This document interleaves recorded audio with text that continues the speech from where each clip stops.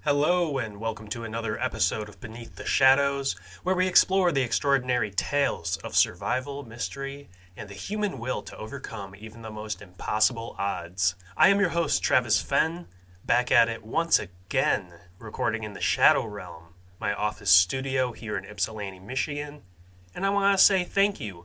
Thank you so much for joining me today for this episode. Thank you to those who have taken the time to leave a rating or a review. It truly means the world to me, and it helps the show grow.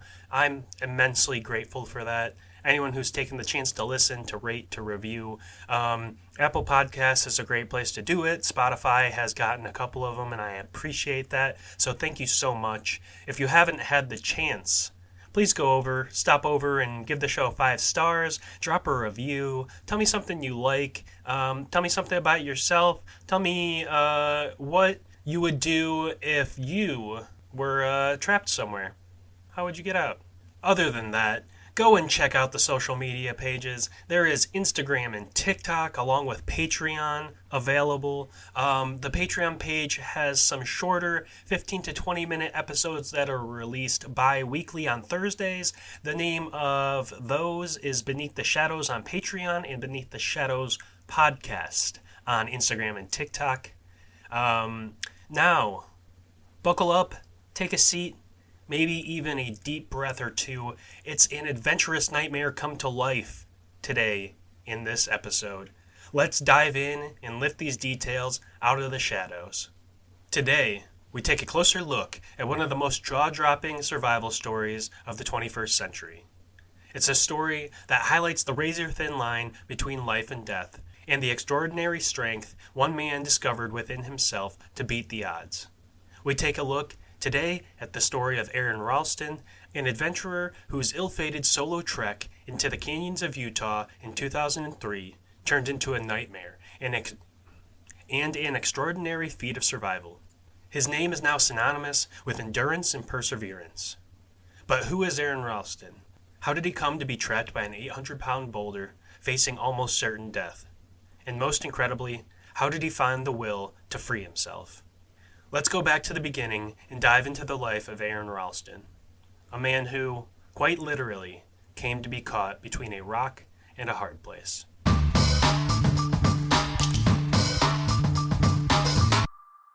Aron Lee Ralston was born on October 27, 1975 in Marion, Ohio. His early years in Marion were marked by a strong sense of community and a passion for outdoor exploration.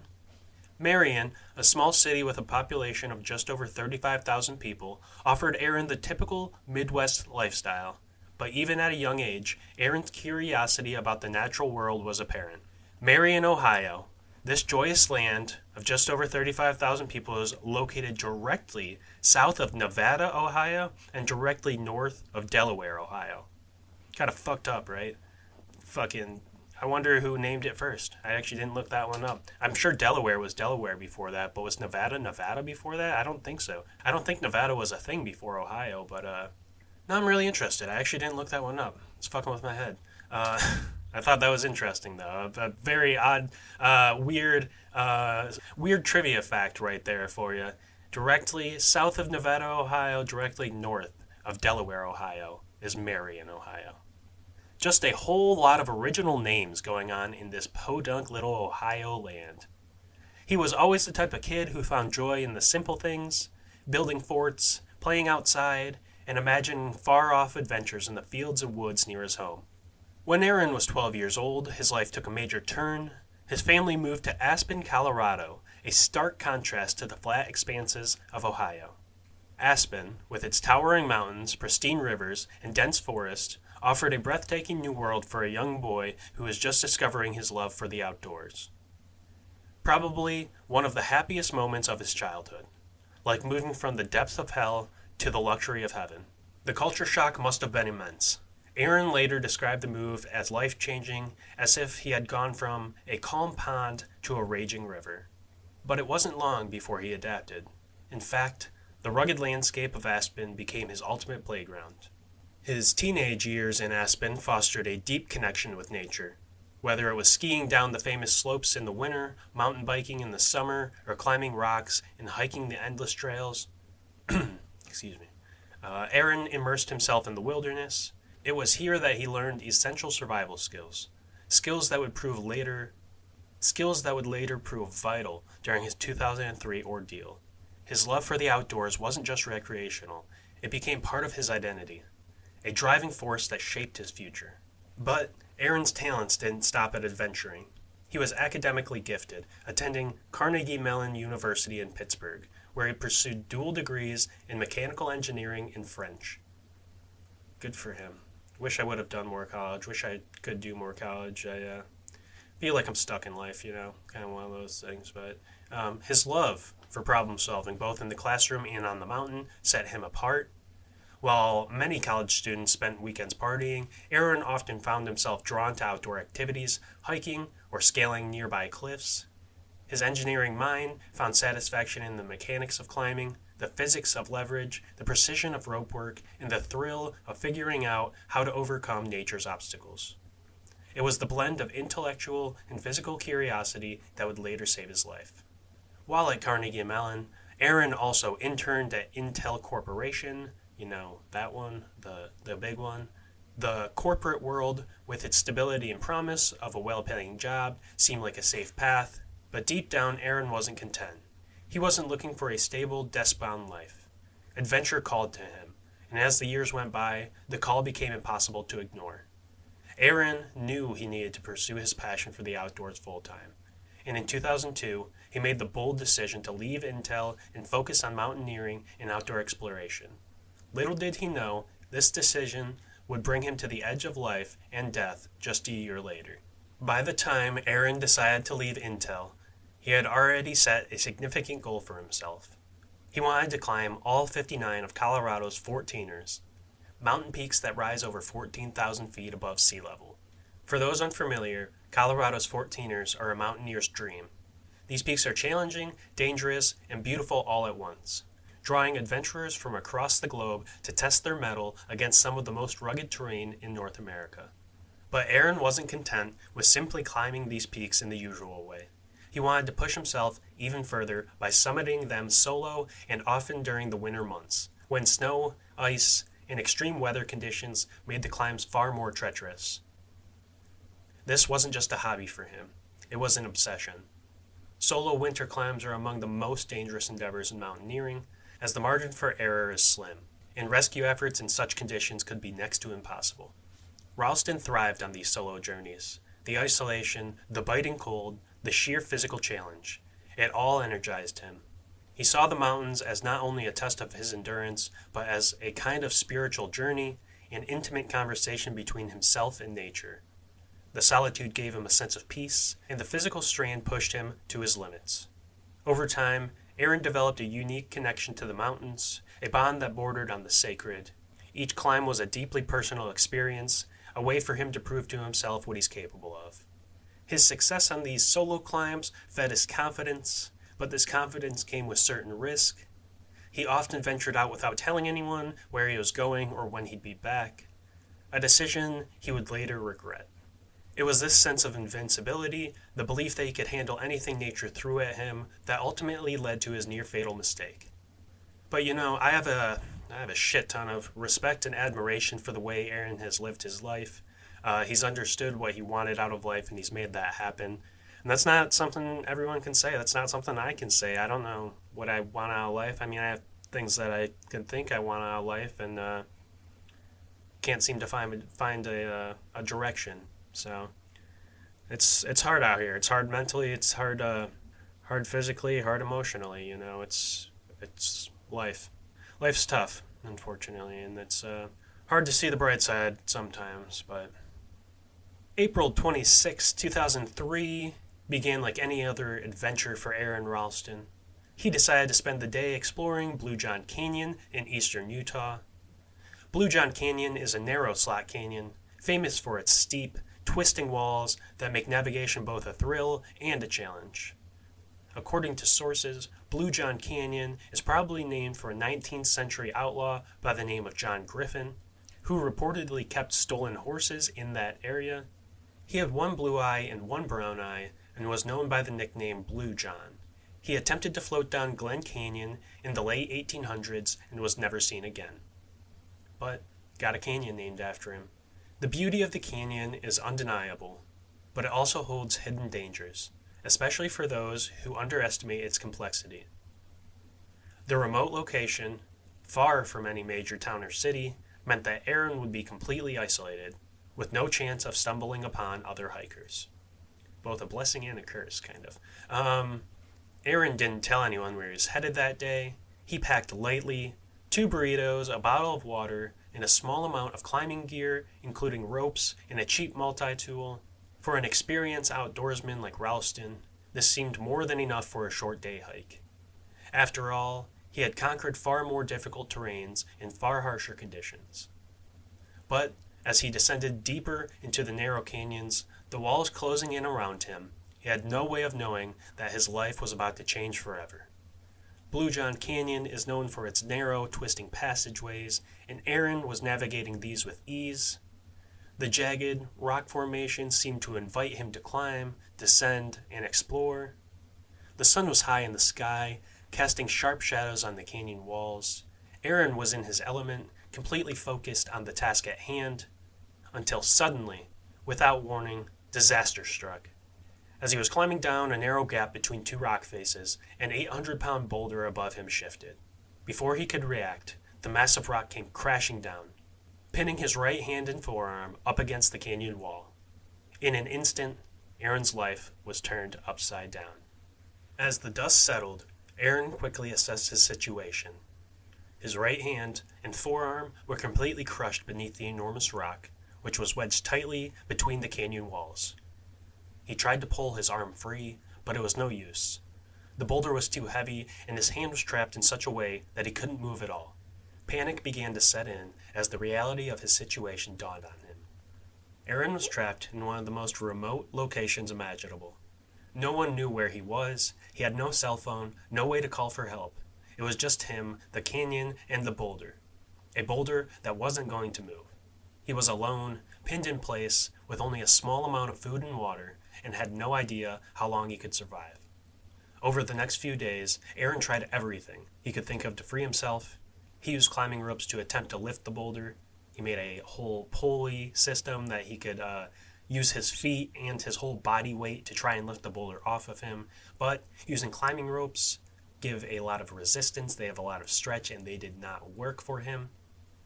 He tried chipping away at the rock with his multi-tool, but it barely made a dent, and every time he was able to get a little piece to come off of the rock, it seemed to settle further into place, settling even harder against his arm. It barely made a dent. His effort seemed futile. As the days passed, Aron's situation grew more desperate. His water supply ran out, and dehydration began to take its toll. He was physically and mentally exhausted, teetering on the edge of despair. But, through it all, Aron remained determined to survive. He knew that if he gave up, if he let the canyon claim him, it would be the end. He began rationing his food and conserving energy, using the long, painful hours to think about his life and the choices he had made. He thought about his family, his friends, the adventures he had undertaken, and the dreams he still had for the future. He refused to let this boulder be the end of his story. By the 4th day, Aron's physical condition had deteriorated significantly. Dehydration was setting in hard, and the desert heat was relentless, though the canyon blocked sunlight, which had its pros and cons. His body ached from the strain, and hallucinations began to creep in as his mind wrestled with the lack of food and water. Despite the pain, Aron's will to survive remained strong.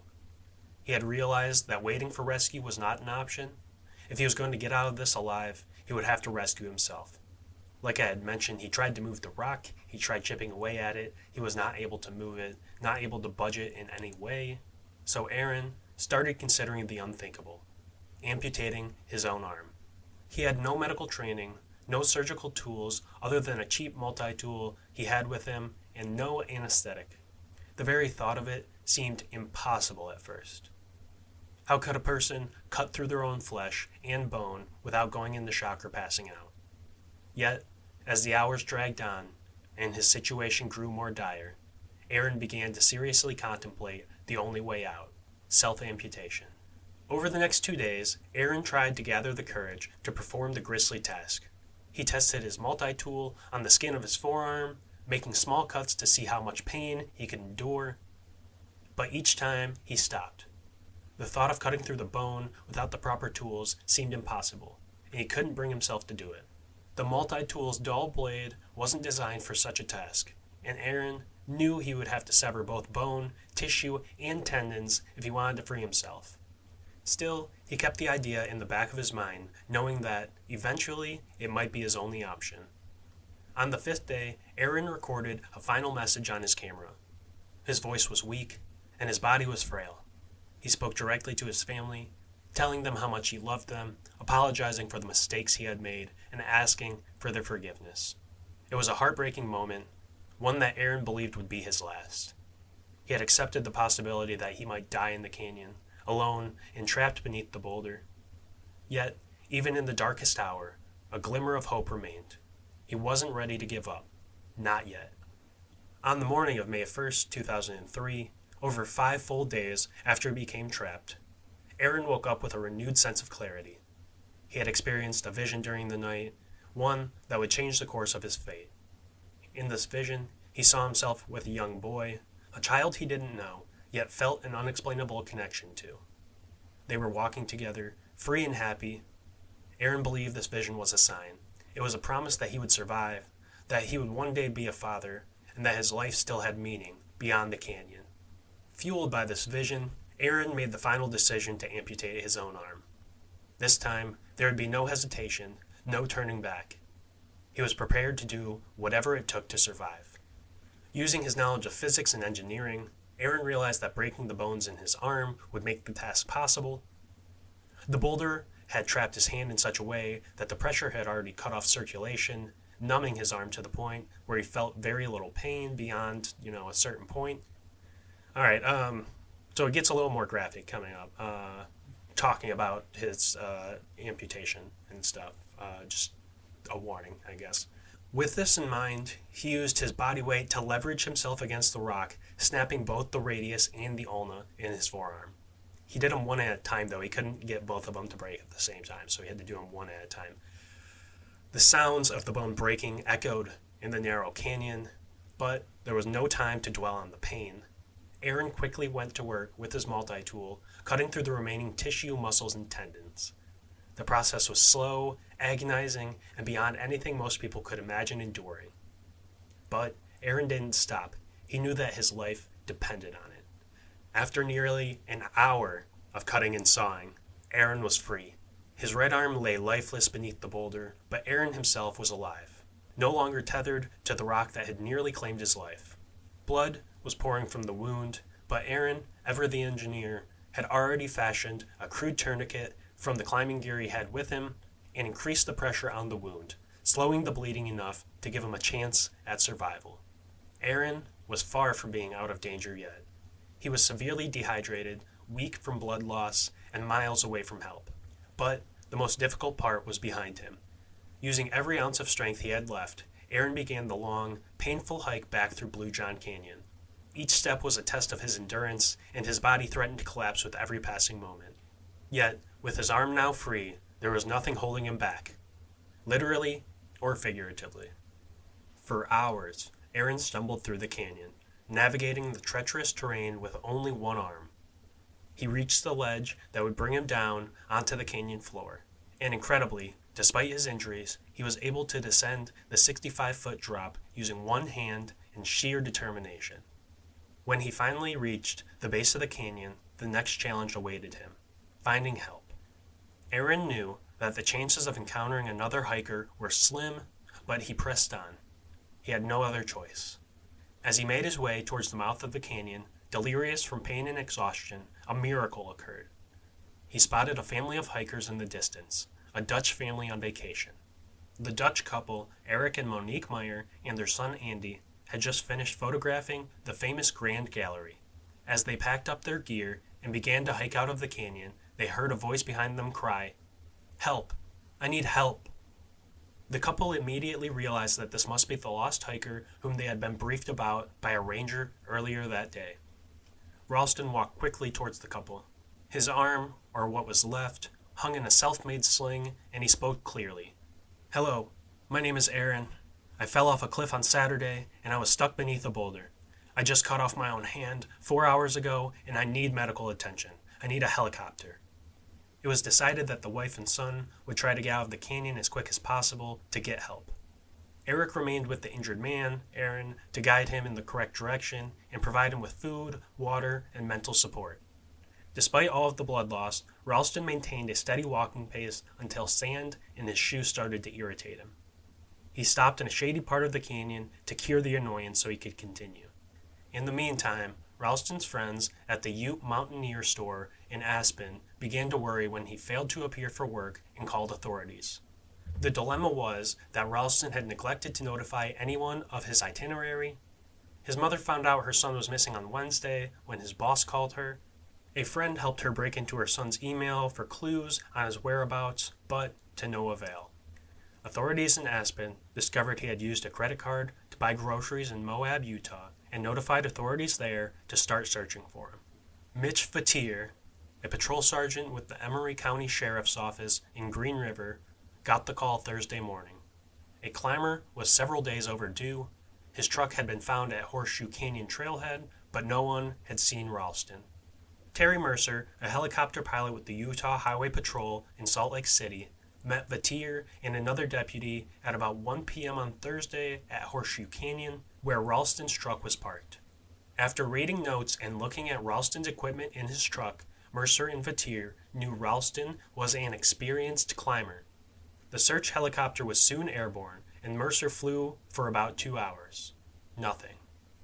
Searching on Friday morning, suddenly, the flight crew noticed 2 people deep in Horseshoe Canyon waving. It was the Dutch wife and son, and they were frantically signaling the helicopter and pointing in the direction of the victim. The flight crew quickly perceived the signals and landed in a wide spot in the canyon near Ralston. The flight crew was shocked at the sight, dry and fresh blood coating his body, and his arm missing. The rescue crew could not believe it, and Ralston was within a mile of his pickup truck.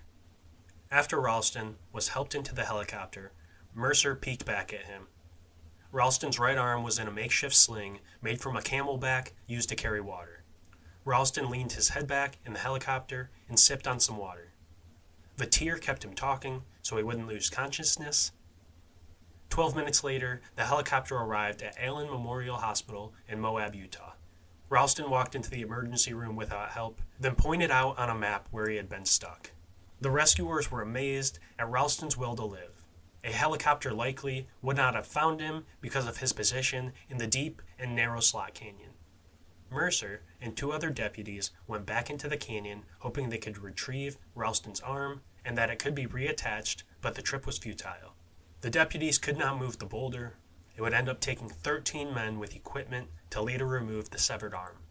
Aron's survival was nothing short of miraculous, but his story didn't end in Bluejohn Canyon. After several surgeries and a long recovery, Aron didn't let the loss of his arm hold him back. Incredibly, just 3 months after the accident, Aron was back in the mountains, climbing once again. He continued to pursue his passion for adventure, completing his goal of climbing all of Colorado's 14ers, including several solo winter climbs. I think he actually did all of Colorado's 14ers in the winter as well. Just fucking wild. Love me some hiking. Don't know if I'm as much of a mountain climber, if I would per se, but definitely love me some hiking. Would love to do, some long trails, some national trails like the Appalachian Trail or the PCT. Definitely think it would be a lot of fun to do some through hikes on those. Maybe split it up into sections and do some sections of them. A couple weeks here, a couple weeks there type of thing. Aron Ralston went on to write a best-selling memoir called Between a Rock and a Hard Place, which detailed his ordeal in Bluejohn Canyon. The book was later adapted into an Oscar-nominated film called 127 Hours, released in 2010, directed by Danny Boyle and starring James Franco. The film brought Aron's story to a global audience, inspiring millions with his resilience and determination. Today, Aron is a motivational speaker, sharing his message of hope, perseverance, and the extraordinary power of human spirit.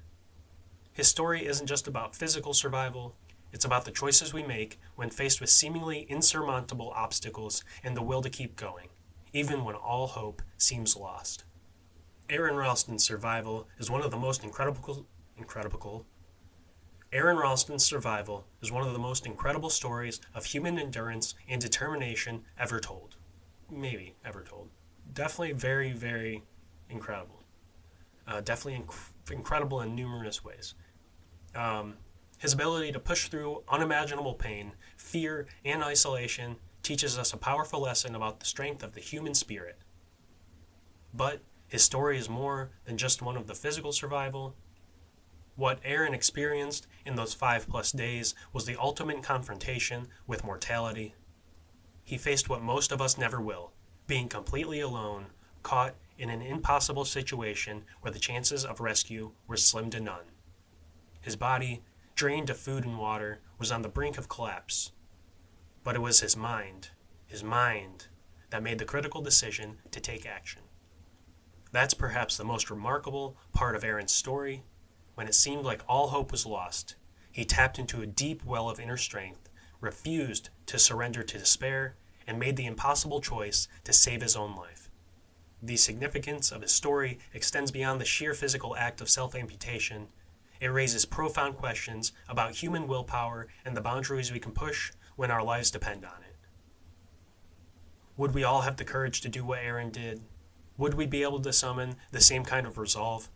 Aron didn't just survive. He created his own path to survival, one that required immense psychological toughness and problem solving under the most extreme pressure. In the years since his accident, Aron has openly reflected on his experience. He speaks about the intense personal growth that came out of his ordeal. His time trapped in the canyon was more than a physical fight. It was a spiritual and emotional battle.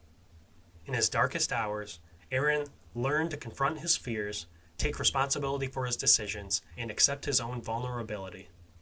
These are lessons he now shares with audiences around the world as a motivational speaker. What stands out most about Aron is his refusal to let the experience define him in a negative way. Instead of allowing trauma to dominate his life, he transformed it into a source of strength. He didn't just return to the mountains, he conquered them again, setting new personal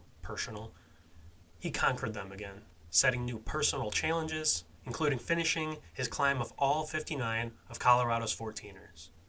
Aron's journey shows us that, no matter how dire a situation may seem, it doesn't have to be the end of the road. It can be a new beginning. His story continues to inspire not only adventurers and thrill seekers, but also everyday people facing their own personal struggles. Whether it's overcoming grief, dealing with illness, or simply pushing through life's daily challenges, Aron's survival is a reminder that we all have reservoirs of strength that we may not realize even exist until we are tested. But perhaps the most important takeaway from Aron's story is this: preparation, mindfulness, and respect for nature are key. While Aron's love for adventure ultimately led him into danger, his skills and quick thinking played a major role in his survival. His ordeal has become a cautionary tale for those who venture into the wilderness, stressing the importance of telling someone where you're going, carrying sufficient supplies, and understanding the risks of solo exploration. In the end, Aron Ralston's story is about more than just surviving a terrible accident. It's about thriving after it. His life today, filled with adventure, speaking engagements, and time spent with his family, serves as proof that even after we endure the most difficult of trails, life can go on in rich and meaningful ways. As we wrap up this episode, take a moment to reflect on your own life. When have you faced a challenge that seemed insurmountable? How did you push through it? If nothing else, Aron's story shows us that, no matter how impossible the situation may feel, we always have the power to choose hope and fight for another day. Now, let's take a look at some main marks before we end this episode with today's final takeaways.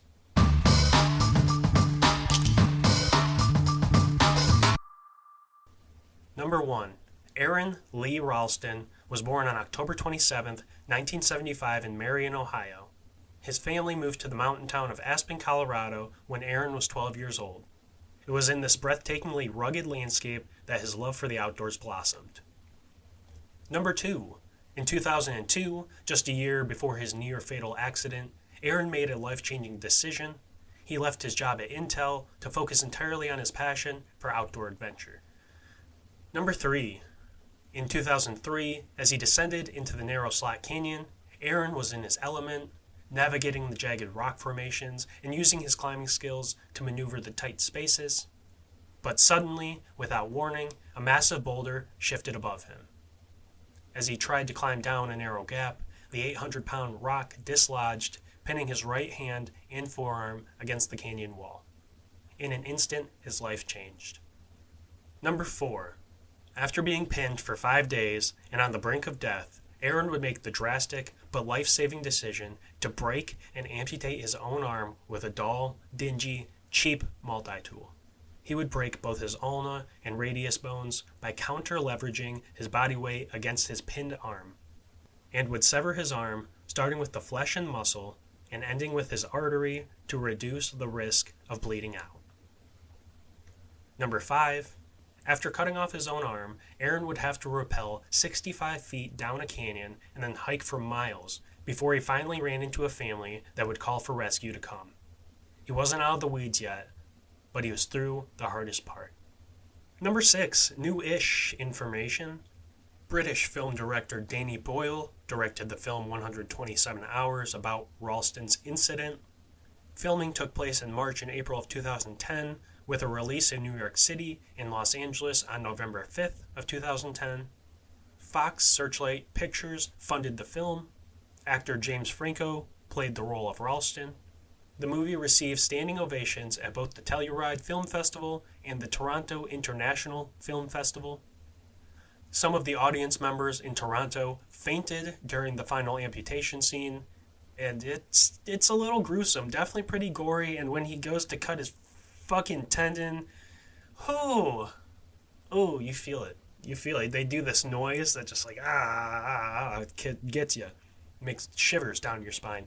At the 83rd Academy Awards in 2011, the film was nominated for 6 Oscars. The film was nominated for 6 Oscars, including Best Picture and Best Actor.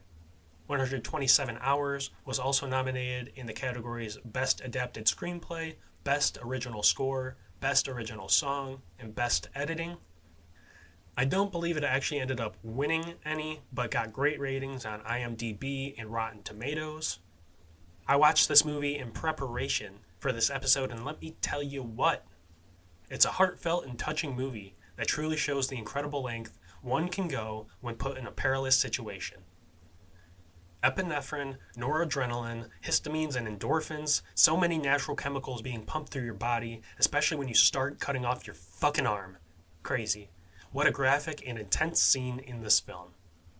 So what do you think?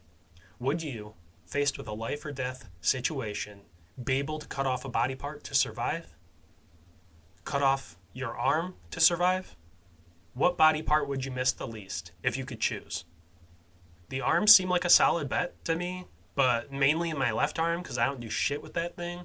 Right-handed all day, like 70 million% of the population. I think it's like 2/3 or some shit like that.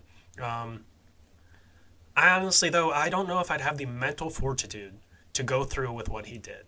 And once I did if I was able to convince myself to cut off my arm, once I got to cutting, if I'd be able to do it without passing out, without completely just lose my shit. Just such a testament to Aron's will to survive, and an extraordinarily inspirational one at that.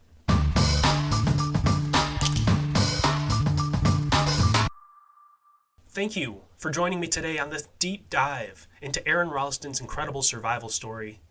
If you found this episode inspiring, be sure to share it with your friends, your family, anyone you'd like, and subscribe to the podcast for more tales of survival, mystery, and true crime. Remember, Life's greatest challenges can sometimes reveal our greatest strengths. Also, go check out the social media pages for the show. There is Instagram and TikTok, and a Patreon page that has additional, shorter, 15 to 20, maybe even 30-minute episodes that release every 2 weeks. The last one, released on the 24th, was The Tragic Tale of Polly Klaas. And the next one, releasing on the 7th, is about the Mary Celeste, a Canadian-built merchant brigantine that was discovered adrift and deserted in the Atlantic Ocean off the Azores Islands, located directly west of Portugal, on December 4th, 1872. But for now, let's look ahead to 7 days from this moment. Yes, that's right. We're talking about next week's episode. Hell yeah. Next week, we head to the land down under. Blimey, mate, my Australian accent. Blimey, mate, my Australian accent's a heap of garbage. Crikey. I can't fucking do it. Blimey. Australian. Garbage. Piece of garbage. Can't do Australian. Can't do any accents. I'm fucking awful with accents, voices in general. Whatever, though. I mean, gotta try. Alright, next week we take a look at the backpacker murderer. Ivan Milat was one of 14 children, and early on in his life, he displayed violent and psychopathic behavior that would bleed into adulthood. He would later be convicted for the murders of 7 people and is expected of committing so many more. An absolutely wild and twisted tale awaits us next week, and I'm so excited to share it with you all. Until next time, stay safe, stay resilient, keep pushing forward, and fucking have a great week. Peace. Bow, wow, wow. Bow, bow.